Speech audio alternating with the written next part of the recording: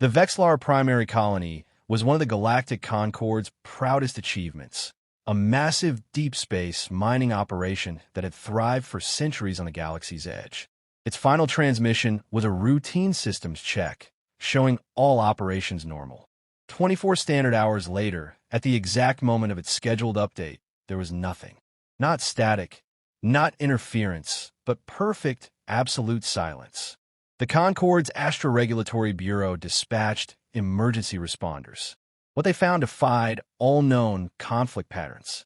The colony's massive orbital platforms hung intact in pristine formation. The planet-side facilities showed no damage. The mining fleet of 300 vessels remained docked or in holding patterns. Every system was powered, every light was on, but not a single living being remained. 700,000 Vex'lar, a species of crystalline energy beings, had simply vanished. Their energy signatures, which should have lit up sensors like a miniature star, were absent. It was as if they had never existed. The Council convened an emergency session. Military analysts presented theories: a new weapon, a dimensional anomaly, a perfect genocide. But there were no energy residues, no weapon signatures, no signs of struggle. After weeks of investigation, they reached the only conclusion possible: colony status lost. Cause unknown. Action quarantine.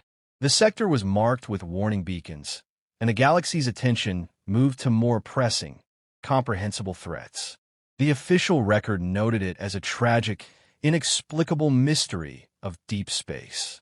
But in a quiet monitoring station in the Nevada desert, an ancient terminal received a different data packet.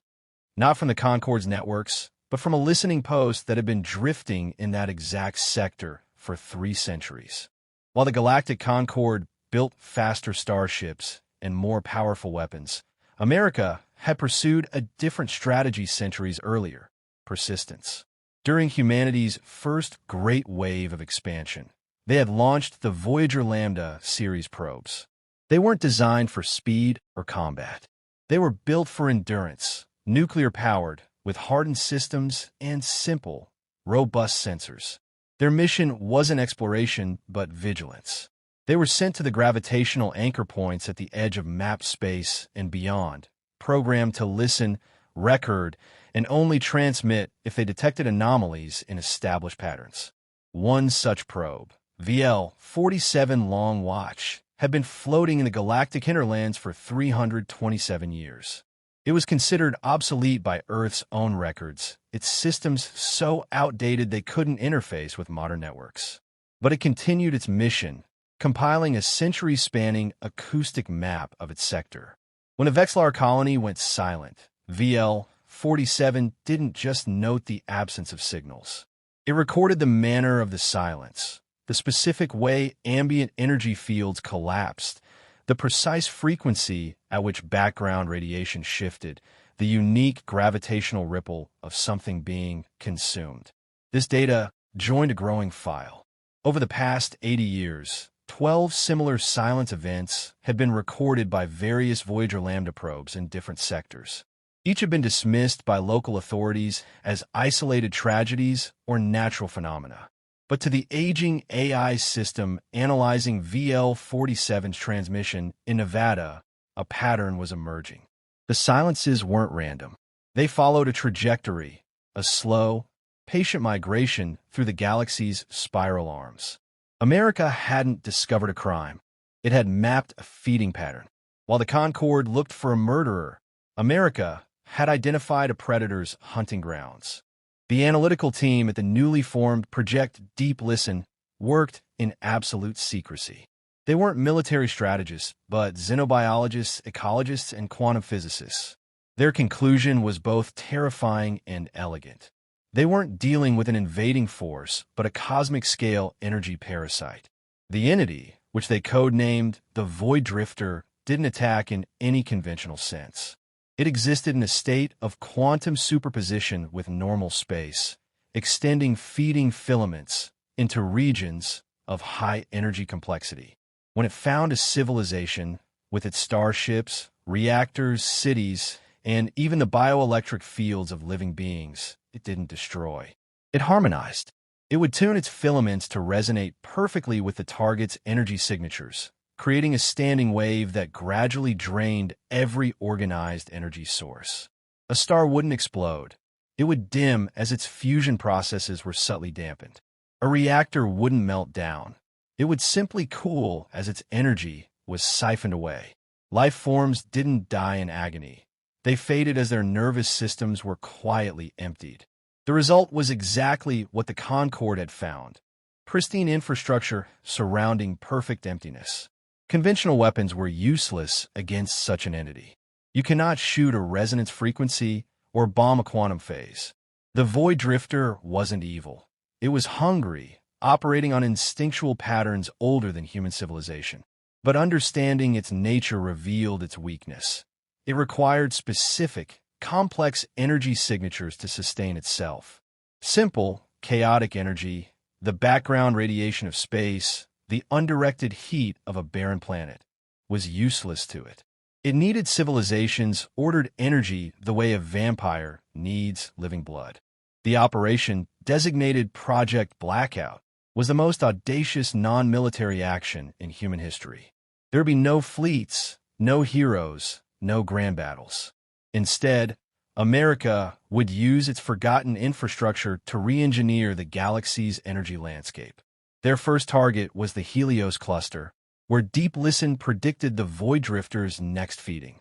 Using command codes so old they were written in dead programming languages, American operators remotely accessed a network of abandoned infrastructure.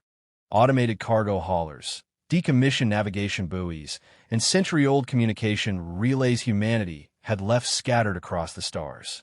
Silently, they began redirecting energy flows. Freighters carrying antimatter fuel were rerouted. Mining outposts received false emergency alerts, triggering automated shutdowns. The main colony in the sector, home to the insectoid Creve, experienced what appeared to be a cascading power grid failure, engineered by hacking their systems through backdoors in ancient human-made trading software. To the Creve and the Galactic Concorde, it was a bizarre technical crisis. To the Void Drifter, approaching with its feeding filaments extended, the bright, delicious energy signature of the Helios cluster simply vanished, replaced by the cold, undirected noise of inert matter. The entity lingered, probing the emptiness, finding nothing to latch onto, and then moved on, hungry but unharmed. America hadn't repelled it. They had removed the dinner table.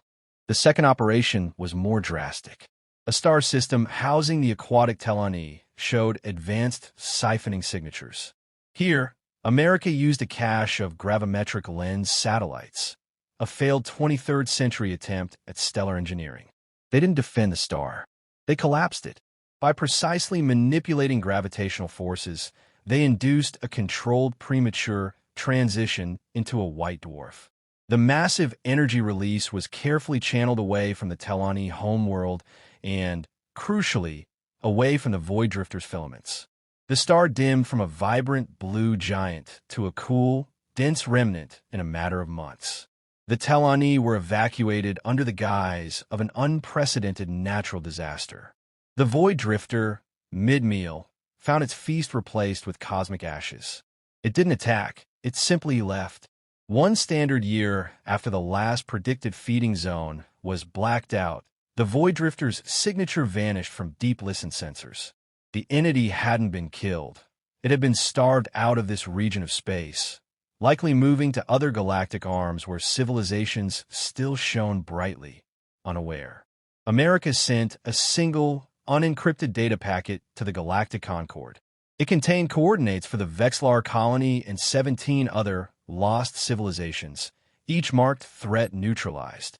No explanation, no technical data, just a statement. The Council was thrown into chaos.